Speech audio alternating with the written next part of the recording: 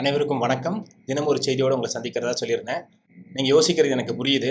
பேக்ரவுண்டில் எப்பயும் பிளைன் பிக்சராக இருக்கக்கூடியது இன்றைக்கி ஒரு குரூப் ஃபோட்டோ இருக்குது அப்படின்னு யோசிக்கிறீங்க. ஸோ அதான் என்னுடைய என்சிசி அனுபவத்தை பற்றி பேசலாம் அப்படின்னு நினைக்கிறேன். ஸோ இந்த பிக்சர் எப்போ எடுத்தேன் அப்படின்னா, என்னுடைய கேடெட் லைஃப்பில் ஒரு கேம்ப் ஒன்று அட்டன் பண்ணேன் செகண்டராபாத்தில். 16 light cavalry, one of the oldest regiment of the Indian army. So இந்த பிக்சரில் இருக்கிறதெல்லாம் யாருன்னு கேட்குறீங்களா? எங்களுடைய பேட்ச்மேட்டு, அப்புறம் எங்களுடைய சீனியர்ஸ் வந்து இந்த பிக்சரில் இருக்கிறோம்.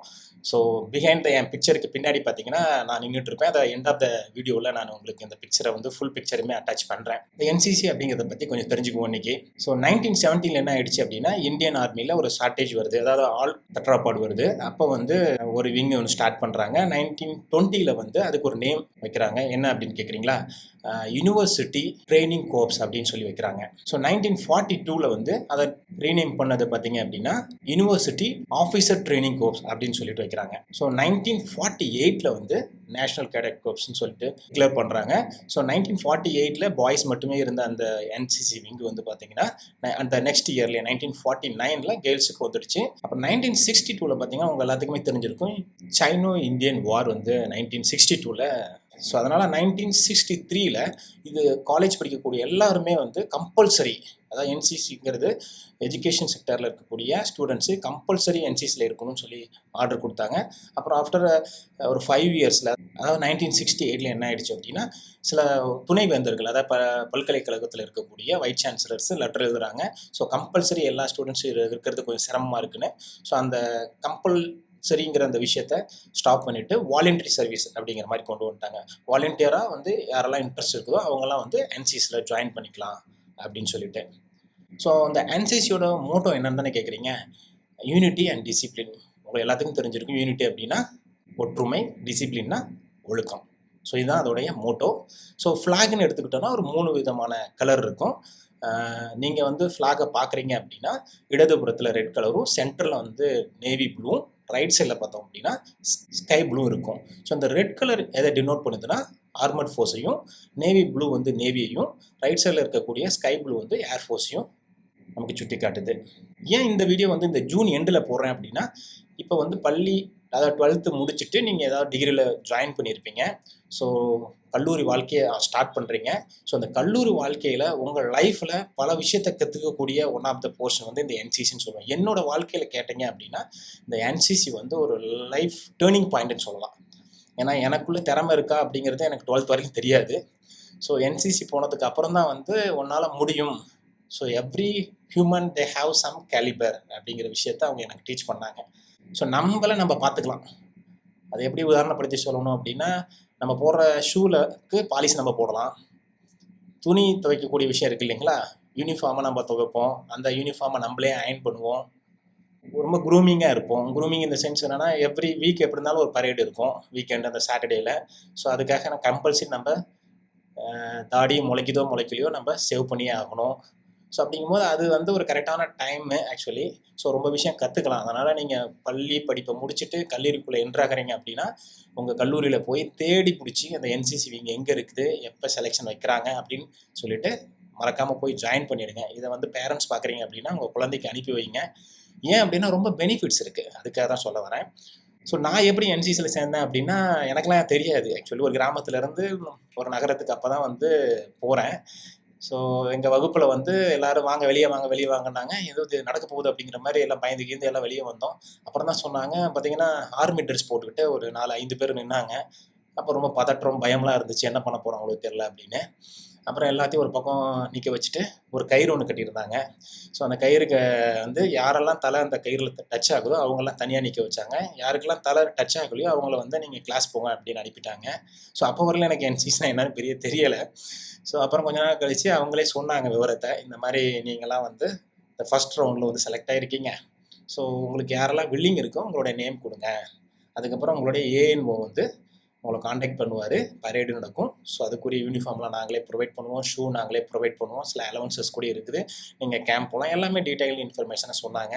ஸோ பார்த்தீங்கன்னா சுமார் ஒரு 80-70 பேர் பக்கம் ஜாயின் பண்ணோம் சொல்லப்போனால். அப்போ அதை முடிக்கும் போது பார்த்தீங்கன்னா நியர்லி 30-40 பேர் தான். ஸோ 50% ஆஃப் த பேட்ச்மேட்ஸ், அதாவது அதர் டிபார்ட்மெண்ட்ஸும் வந்திருந்தாங்க. ஸோ நான் படித்தது ஃபிசிக்ஸு. ஸோ ஃபிசிக்ஸ் மட்டும்தான் போனோமானா கிடையாது, இந்த entire college first year students எல்லோரும் போய் நின்னோம். ஸோ என்ன பெனிஃபிட் இருக்குது அப்படின்னு தானே கேட்குறீங்க மீண்டும். ஸோ நீங்கள் வந்து இப்போ அரசாங்க வேலைக்கு ட்ரை பண்ணுறீங்க. ஸோ தமிழ்நாடு கவர்மெண்ட்டுடைய அரசாங்க வேலைக்கு ட்ரை பண்ணுறீங்க அப்படின்னா, தனி மார்க் இதுக்கு வச்சுருக்காங்களான்னா, இப்பொழுதைக்கு எதுவும் கிடையாதுன்னு நினைக்கிறேன். ஏதாவது டாக்குமெண்ட்ஸ் கிடைச்சது அப்படின்னா, நீங்கள் கமெண்ட் பாக்ஸில் கொஞ்சம் அனுப்பி வைங்க. மற்றவங்களுக்கு பயனுள்ளதாக இருக்கும். ஸோ இப்போ 2 கேண்டிடேட்டு, ஸோ கட் ஆஃப் வந்து சேமாக வருது. ஃபார் எக்ஸாம்பிள், அவர் ஒரு 150 எடுத்திருக்காரு, நீங்களும் ஒரு 150 எடுத்திருக்கீங்க. பட் நீங்கள் அடிஷ்னலாக என்சிசி சி சர்டிஃபிகேட் வச்சுருக்கிறீங்க. அதில் ஒரு ஏ கிரேடோ இல்லை பி கிரேடோ வச்சுருக்கீங்க அப்படின்னா, கண்டிப்பாக அந்த வேலை வந்து உங்களுக்கு தான். அந்த ஒரு ஆப்ஷன் கிடைக்கும் உங்களுக்கு. அடுத்து பார்த்தோம் அப்படின்னா, யூனிஃபார்ம் சர்வீஸ். ஸோ இந்த போலீஸ் டிபார்ட்மெண்ட்டுக்குள்ளே என்ட்ரு ஆகணும் அப்படின்னா, உங்களுக்கு என்சிசி சி சர்டிஃபிகேட் வச்சுருந்தீங்க அப்படின்னா, உங்களுக்கு 3 மார்க்கு கொடுக்குறாங்க. அதே மாதிரி பி சர்டிஃபிகேட் வச்சுருந்தீங்க அப்படின்னா 2 மார்க் கொடுக்குறாங்க. இந்த பெனிஃபிட் வந்து என்சிசியில் நீங்கள் ஜாயின் பண்ணுறதுனால உங்களுக்கு கிடைக்கும். ஸோ என்சிசிக்காக அதை என்டையர் காலேஜ், அதாவது சொல்லப்போனால் அந்த ஹோல் இயரையும் யூஸ் பண்ணுவீங்களான்னா கிடையாது. வீக்லி 1 டே, அதுலேயும் பார்த்தா ஒரு 3 மணி நேரத்துலேருந்து 4 மணி நேரம் தான் பயன்படுத்திக்க போகிறீங்க. அதுவும் ரொம்ப நல்லதுமே சொல்லப்போனால். ஏன்னா அந்த டைமில் வந்து நம்ம நல்லா பாடி ஃபிட்னஸ் கிடைக்கும். மீண்டும் மீண்டும் சொல்கிற அதே தான், அந்த ஏஜ் ஃபேக்டரில் வந்து நம்ம வழி தவறி போகிறதுக்கான வாய்ப்புகள் இருக்குது. அப்போ நீங்கள் இந்த ஃபிசிக்கல் ஆக்டிவிட்டியில் உங்களை நீங்கள் ஈடுபடுத்திக்கிட்டே அப்படின்னா உங்கள் வாழ்க்கையில் நீங்கள் வந்து சாதிக்கலாம். ஸோ இது மட்டும்தான் அதோட பெனிஃபிட்ஸ் அப்படின்னு நினைக்கிறீங்களான்னா கிடைக்கும். சென்ட்ரல் ஆர்மர்டு போலீஸ் ஃபோர்ஸ், அதுக்கு வந்து எழுதக்கூடிய தேர்வுகளில் இதற்கு கொஞ்சம் அதிகமாகவே மார்க்குகள் கொடுக்குறாங்க. அது எப்படின்னா, என்சிசியில் நீங்கள் சி சர்டிஃபிகேட்டில் ஏ அல்லது பி கிரேட் வச்சுருக்கீங்கன்னா உங்களுக்கு 5%, பி சர்டிஃபிகேட் வச்சுருக்கீங்க அப்படின்னா 3% கொடுக்குறாங்க. பர்சன்டேஜ்னால் இப்போ வந்து ஒரு 100 மார்க்குக்கு நீங்கள் என்சிசி சி சர்டிஃபிகேட்டில் ஏஓ பி கிரேடோ வச்சுருக்கிறீங்க அப்படின்னா உங்களுக்கு ஒரு 5 மார்க் கொடுப்பாங்க. நீங்கள் வந்து எக்ஸாமில் ஒரு 65 மார்க் எடுக்கிறீங்க. ஸோ ஒரு காமன் பப்ளிக்காக இருந்த கிராஜுவேட்டாக இருந்தாங்க அப்படின்னா அவங்களுக்கு அது 65 மார்க் தான். பட் நீங்கள் சி சர்டிஃபிகேட்டில் ஏ அல்லது பி கிரேட் வச்சுருந்தீங்கன்னா அது வந்து ஆட் ஆகி 70 மார்க்காக மாறிடும். ஸோ இதுதான் அந்த 5%ங்கிறது. ஸோ 450 மார்க் பக்கம் அந்த எக்ஸாம் எழுதுகிற மாதிரி இருக்குன்னு நினைக்கிறேன். ஸோ அதனால் என்ன ஆகுனா உங்களுக்கு நியர்லி ஒரு 22.5 மார்க்ஸ் வந்து கிடைக்கும். So it is last not a small digit number, it's a double digit mark. So அதனால் இதை கொஞ்சம் திங்க் பண்ணி பாருங்கள். நான் ஜமால் முகமது காலேஜில் 2 தமிழ்நாடு ஆர்மர்டு ஸ்குவாடில் இருந்தேன். ஸோ 2007 நான் ஜாயின் பண்ணேன் பிஎஸ்சி ஃபிசிக்ஸ். இதுவரையிலும் சுமார் ஒரு 137 சப்ஸ்கிரைப் பண்ணியிருக்கீங்க. உங்கள் எல்லாத்துக்கும் ரொம்ப நன்றி. ஸோ தொடர்ந்து உங்களோட சப்போர்ட்டை கொடுங்க. வீடியோ பார்த்துக்கிட்டு இருக்க நீங்கள் ஒருவேளை சப்ஸ்கிரைப் பண்ணாமல் இருந்தீங்கன்னா நம்ம சேனலை சப்ஸ்கிரைப் பண்ணுங்கள். ரொம்ப பயனுள்ள தகவல்களை உங்களுக்கு கொண்டு சேர்க்குறேன். ஸோ இந்த என்சிசி லைஃப்னு சொல்லியிருந்தீங்களா, அது ரொம்ப விஷயம் பேசலாம். அதை பற்றி பேசணும்னா ஏன் அப்படின்னா, இருந்த எல்லா பில்டிங் தெரிஞ்சுக்கிட்டோம். ஏன்னா வந்து ஓடிக்கிட்டே இருப்போம். பழைய டைமில் இங்கே போயிட்டு வாங்க அங்கே போயிட்டு வாங்கன்னு சீனியர்ஸ் நம்மளுக்கு அனுப்பி வைப்பாங்க. அதுக்கப்புறம் அங்கே இருக்கக்கூடிய மரங்களை எல்லாமே தெரிஞ்சு வச்சுருப்போம். ஏன்னா வந்து அந்த மரத்தை போய் தொட்டுட்டு வா, அந்த மரத்தை சுற்றி வா அப்படிலாம் சொல்லி அனுப்புவாங்க. ஸோ அதெல்லாம் ஒரு அப்பொழுதைக்கு அது கொஞ்சம் சிரமமாக எங்களுக்கு தெரிஞ்சாலும் ரொம்ப இன்றைக்கெல்லாம் வந்து அதை நினச்சி பார்க்கும்பொழுது ரொம்ப மனதுக்கு நெகிழ்ச்சியான விஷயங்களாக தெரியுது. ஸோ அதனால் உங்களுடைய வாழ்க்கையில் நீங்கள் என்சிசி ஜாயின் பண்ணுங்கள். ஒருவேளை நீங்கள் குள்ளமாக இருக்கிறீங்கன்னு யோசிச்சிங்கன்னா, இல்லை குள்ளமாக இருக்கீங்க அப்படின்னா அட்லீஸ்ட் என்எஸ்எஸ்லையாவது ஜாயின் பண்ணுங்கள். இன்னொரு வீடியோவில் நான் என்எஸ்எஸோட பெனிஃபிட்ஸை பற்றி சொல்கிறேன். ஸோ இதில் இன்னும் சில பெனிஃபிட்ஸ் இருக்குது, அதை பற்றி பேசுவோம். கேடெட் வெல்ஃபேர் சொசைட்டின்னு சொல்லி ஒன்று இருக்குது. அதை 1985 வந்து ஸ்டார்ட் பண்ணி அவங்க என்ன பண்ணுறாங்க அப்படின்னா, எவ்ரி இயர் பார்த்தா ஒரு 1000 கேடெட்ஸ்க்கு அவங்க வந்து ஸ்காலர்ஷிப் கொடுக்குறாங்க. சுமார் ஒரு 6000 ரூபாய் வந்து அவங்க கொடுக்குறாங்க. அதுக்கு நீங்கள் என்ன எப்படி இருக்கணும், என்ன எலிஜிபிலிட்டின்னு தானே கேட்குறீங்க. நீங்கள் வந்து என்சிசியில் ஒரு வருஷமாவது அட்லீஸ்ட் கம்ப்ளீட் பண்ணியிருக்கணும். உங்களுடைய அந்த பரேட் அட்டெண்டன்ஸ் வந்து மோர் தென் 80%, 100% இருந்தால் வெல் அண்ட் குட்.